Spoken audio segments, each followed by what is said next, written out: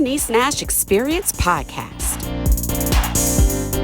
Hello, world, and welcome to the Phylanice Nashe Experience Podcast, an audio series of lighthearted and sometimes third eye opening conversations on entrepreneurship, leadership, and relationships from the African American perspective. I am your host, Phylanice Nashe. Welcome. And today we have a really special guest. He is the owner and PR specialist of his own firm called the Seventh Academy Public Relations Firm. He is also a full-time creative producer for the Mood Media Company.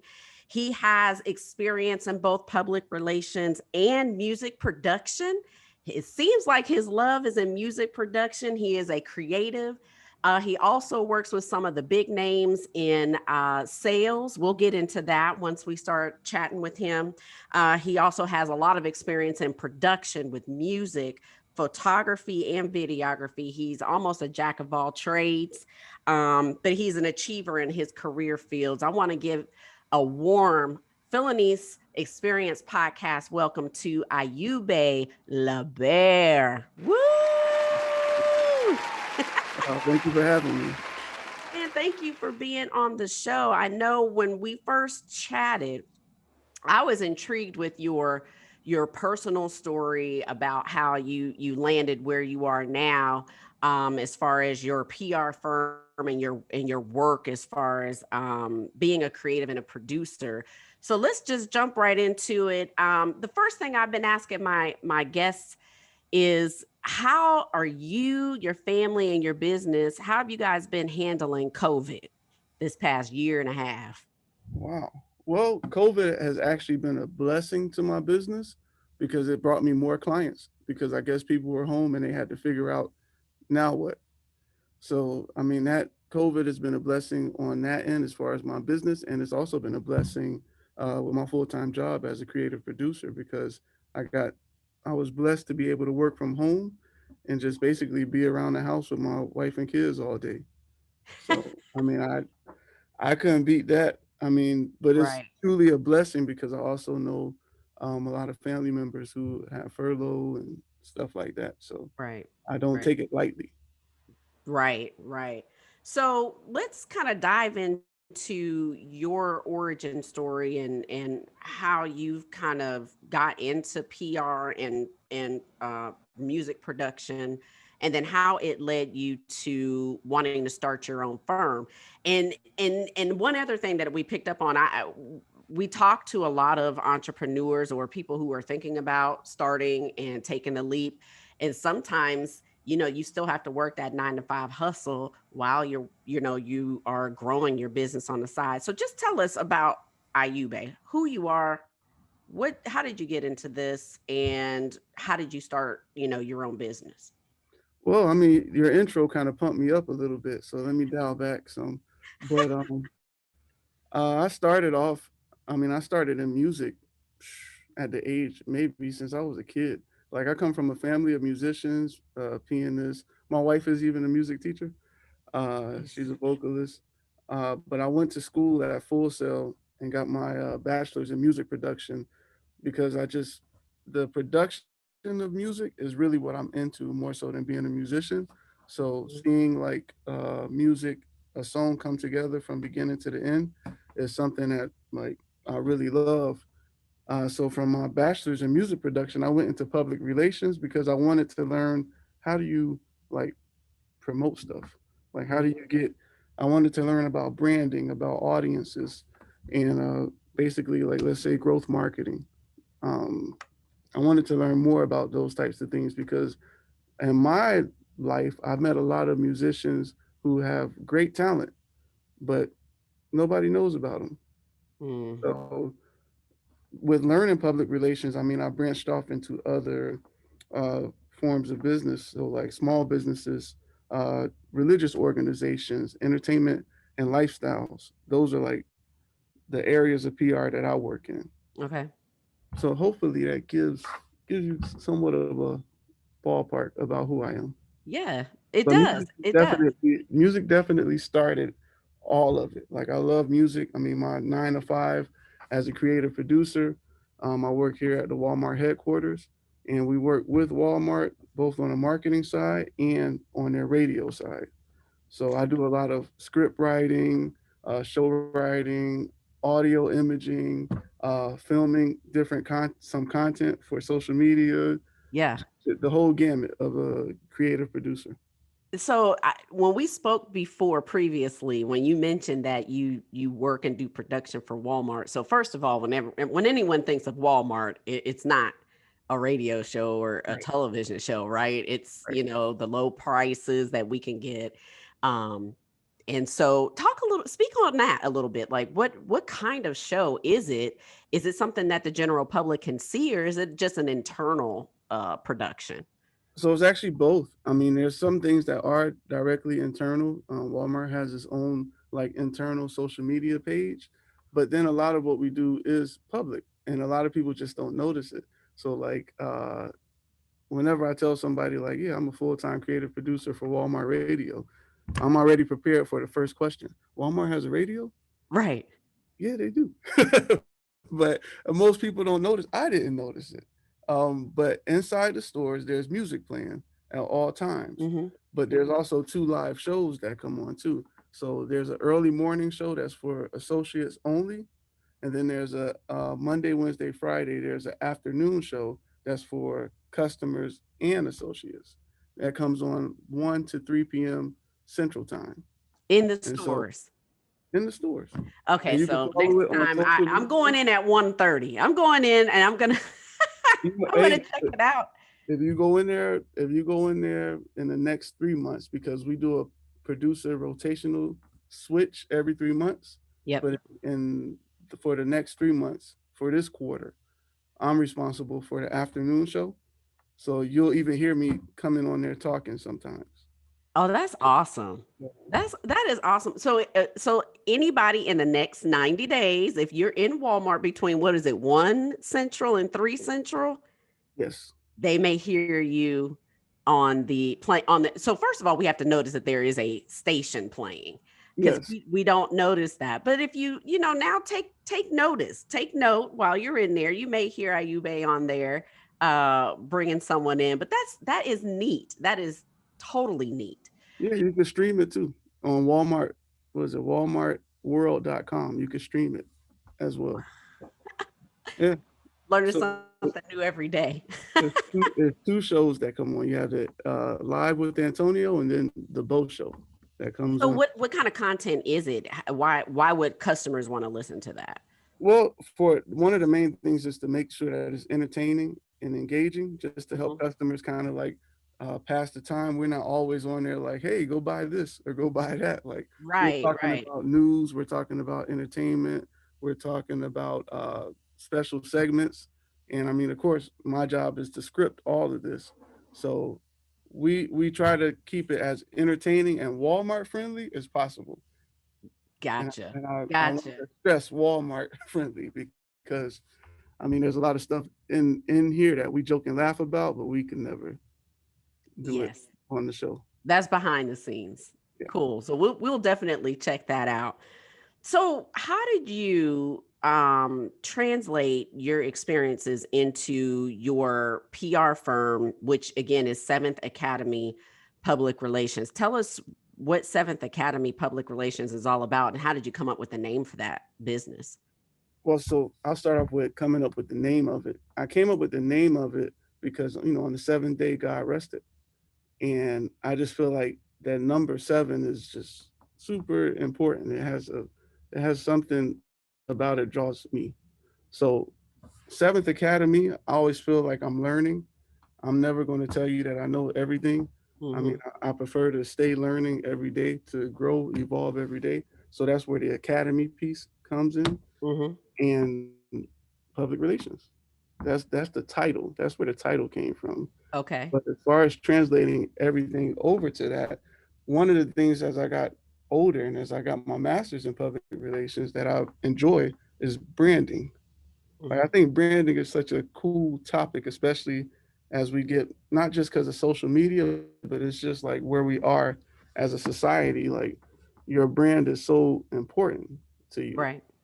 And it doesn't have to just be a business. It could just be you yourself. I mean, your brand carries over into employment, what people know about you, everything. And I mean, the most important thing about public relations is we are responsible for who you are when you walk through that door if you hire a public relations person. Mm-hmm. So, So, how did you decide that it was time to pour a lot of your resources and energy into your own business? When did you know it was time to kind of take that leap? after a few clients and after school, to be honest with you, because I had to do a thesis, and I mean that thesis took a whole lot out of me. But Mhm. at the same time, I like to help people, and I like to. I mean, I'm a backgrounds person. That's why I'm a producer.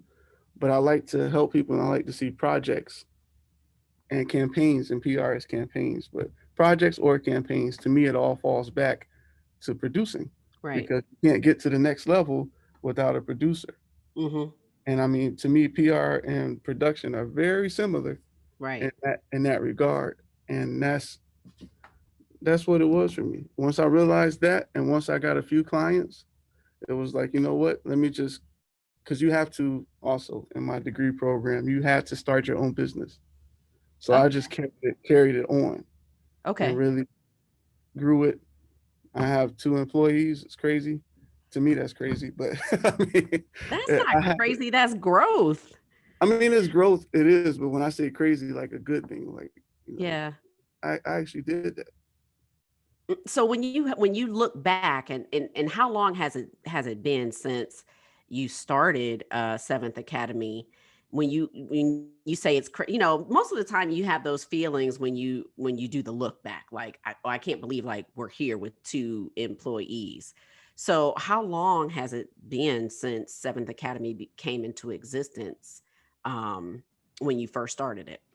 So I graduated in 2018. I mean, the business was there, Hmm. but I really didn't go. I would say I really didn't go hard until 2019, 2020, Gotcha. and uh, within half of a year, I got 2 employees. I have a social media manager and then a account manager. Was it a difficult situation or decision? And how, because part of this show is talking about, relationship and work life balance and how you manage, starting a business with what else you have going on at home. I know you've got a wife, you have some young children, you still have a full time. So what what was that decision like? How did you and your wife kind of come together and just say, hey, this has been going on, we're going to pour our time and resources into this? What was that like, with you and the family dynamic?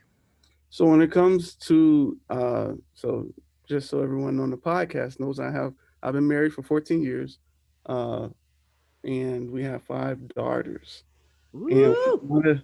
one of the most important things for me is like whatever, because I mean I'm not a wealthy man, but whatever it is I can do to leave behind for my children, I'm going to do it. Right. And so one of the things that I mean, I guess you could say like kind of schmoozing your wife. But one of the one of the things was, hey, with this business, like my oldest daughter, she's into media, so I teach her a lot of stuff. Like Hmm. she started her own. It's this website called Redbubble where you could create kind of your own designs and sell them. So I sit down with her, go over her, what is your brand? What her brand is anime. So it's like, well, I don't know if I want to give you all the tools, the tricks of the trade, but anyways, Yeah, no, you gotta keep things for yourself because that's why you have customers. I sit down and I go over, the plan with her and I make her do it.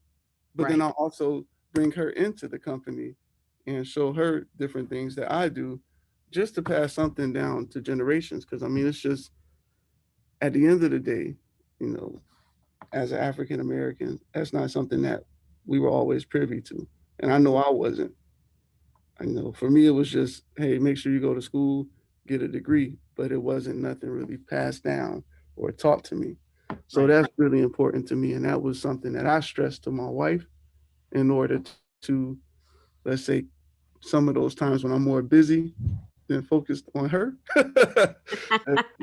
That's what I bring back up to reiterate. Like it's bigger than just daddy out here trying to do something. Yeah. I like that generational wealth passing down piece that you talked about. So you mentioned you have 5 girls, Yeah. and it seems like you are having a positive influence on them as far as starting their own business. How old is your oldest who has the website? She's 13. Wow. Yeah. So she's starting early. Anyone else in the household starting to look like they want to go into what you do or start their own business or any of that? So there's another business that my 12-year-old, the one right under her, she wants to start. Um, I'm going to help her start that as soon as I get the funds for it. Excuse me. Okay. But yeah, there's something that she's wanted to start for the longest, and I want to see her. I just want to. I want to see them at least Yes. attempt it, learn it, see how it goes.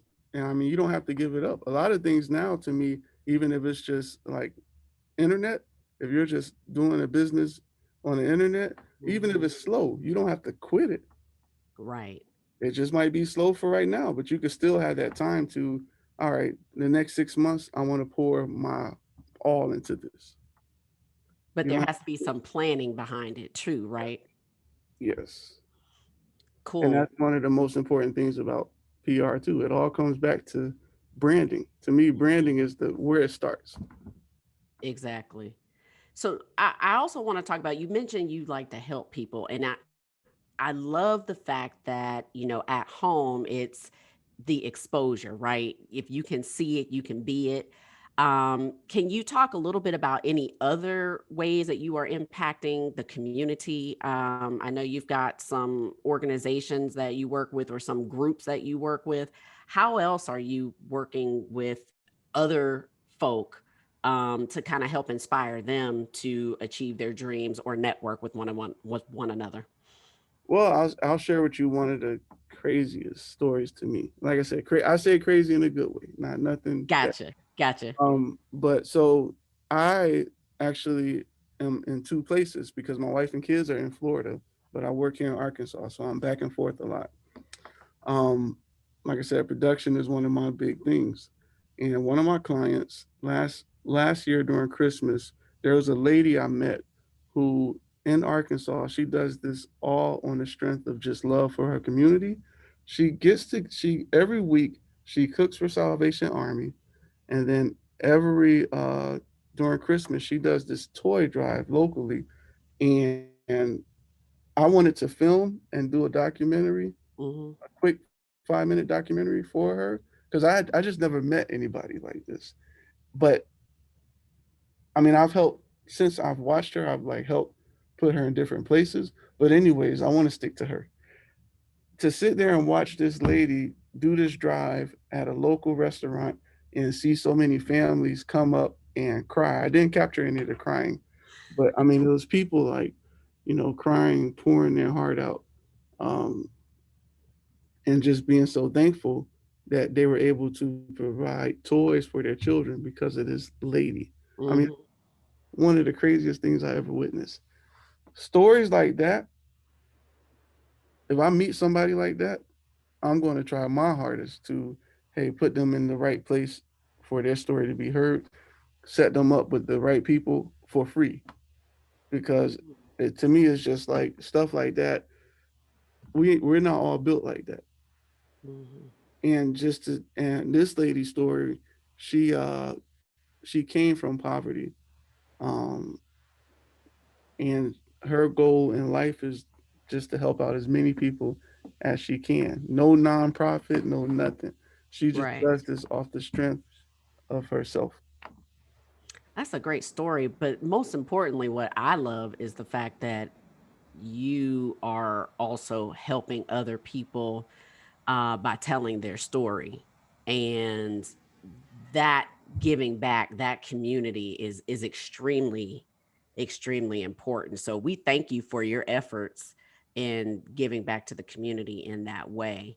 Um, One of the other things that I also want to make sure that people know about. Well, before we get to your social media, I want to know about this mantra that you have. I had never heard this, but you say that you live by the first line of Claude McKay's poem "If We Must Die," and that is, "If we must die, let it not be like hogs." What does that mean? I mean, What does that mean to you?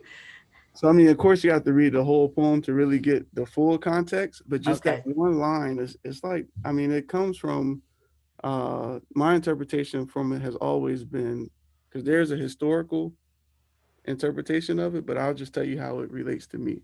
Okay. For me, it's always that uh, go out at the highest that you can. Like, don't just sit there and if you're going to fight, like really fight and see something through, don't just take what's presented to you. Mm. And I mean, that's just the way I grew up. I mean, I grew up with a grandmother. I have a grandmother and grandfather, but my grandmother is she's a fighter. She just doesn't take anything. And to me, it doesn't always have to be like physical or something aggressive, but fighting with your mind, like using your mind to really go to the highest that you could go. Like, Hmm. don't just take what a path that somebody has given you or a path that somebody tells you have to go. Why not go with what you want to do and go out fighting? How have you applied that to your life? Oh man, how can I say this in a short way? Uh, uh, let's just say, in a lot of times in my life, I've been put in like a underdog category. Mm. Um, and so for me, it's always, well, I could do this. I don't need your approval to tell me that I could do this. Just watch me do this. I'll give you the best example. So before I went back to school and before I got my master's and bachelor's, I was a full-time driver at UPS, and I didn't like it. I mean, it was good financially, but I just didn't like the work, and I didn't feel like I was really utilizing my talents or brain. So, while I was working, going to school and stuff, plenty of people would tell me, "Oh, you're crazy. It doesn't get much better than this." Like, Mm. and then people would tell me like, "Oh, you're going to Full Sail University. When you graduate Full Sail, you're going to be like everybody else at Full Sail. Like, you'll never break into the media world." And so I graduated, left UPS in 2016, graduated in 2016, became a full-time creative producer in 2019. Then what? Then Right. what you going to tell me? Right.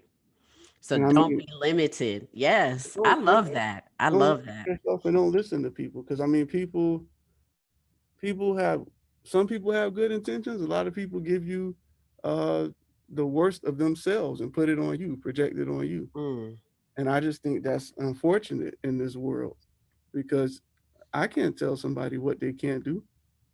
I can only try to uplift them and say, hey, if that's what you really want to do, as long as you've given it 110%, given a Mamba mentality, shout out to Kobe Bryant, I mean, and go for it. Like, I've been in that situation majority of my life where people tell me, "Oh, you can't do that." So And so with that mantra in mind, are you do you have you gotten to a space where you are happy? Are you at a space where you don't feel like you're the underdog, you feel like you are in control and you are making your own destiny? a little bit of both.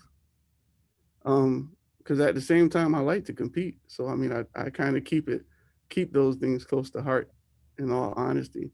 But I am happy. I've always try to stay at a place of happiness, because I mean, to me, happiness starts at home. And I mean, regardless, God has blessed me with like a wife and five beautiful daughters. And I don't say that to sound like a cliche, but like, I was just there last week, all last week, and I just got back here in Arkansas today. And I mean, it's tough being in two places has been tough for what the past few months, but it's just such a blessing, man. My kids make me happy. I cannot lie about that. Well, shout out to Mrs. L'Bert. She's holding it down for the family. Yeah, man. Yeah. I mean, Well, she held it down with 5 kids. She had 5 children. she is. I got to meet her. Well, we're getting close to the end of our episode here, but I want to make sure that all of the listeners know where they can follow you, and if they want to get some PR work from you, how can they find you? What are your social media handles? How can they get in touch with you? So the easiest way is, I mean, of course, I have the website, seventhacademypr.com, all spelled out. And then my email is my first name, Iyube dot LBERT at seventhacademypr.com. I prefer email over everything. Yeah. Um, but then social, as far as social, at Seventh Academy PR, and then my personal one that you can find me on is at INL83 underscore. Yeah, and that's where people will find you doing some of your personal projects and music. So Yeah. I did check that out. So, if you are interested in following him on that, do that. But thank you so much for agreeing to be on the show. Iyube, we appreciate you. Thank you so much. And I also want to just make sure that everyone who's listening can follow Iyube. All of his social media will be in the show notes. I also want to just make sure that everyone has all of my social media handles, which is at Phylanice Nashe on all social medias, including LinkedIn. Make sure you also check out the Phylanice Nashe Experience podcast on YouTube as well, where you'll find the video version of this episode and all prior episodes from season 1 and 2. I just want to thank Iyube again for agreeing to be on the show. I want to thank all of my listeners and viewers for watching and listening to the show. And I also just want to encourage everyone to continue to stay safe out there. COVID-19 is picking back up. So if you have the opportunity to get your vaccine, please do so. Stay safe, wash your hands, and we'll see you on the next episode of the Phylanice Nashe Experience podcast. Peace.